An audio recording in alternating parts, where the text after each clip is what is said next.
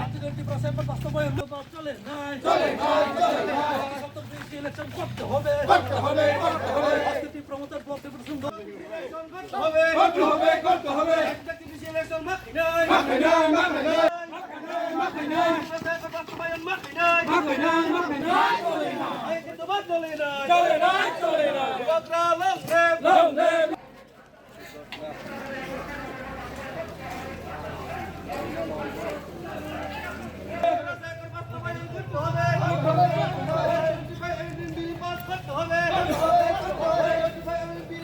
চলে না আন্দোলন চলছে